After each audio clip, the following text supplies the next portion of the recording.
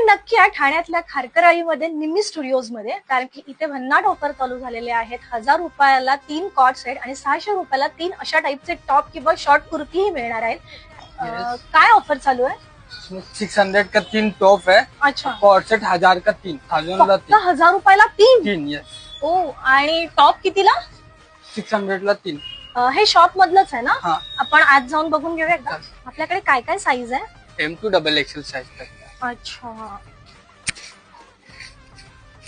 हे मला piece open करून दाखव ना. काय मला हा एक आवडलाय, मी हा एक डन करते. मला हा एक टाकू.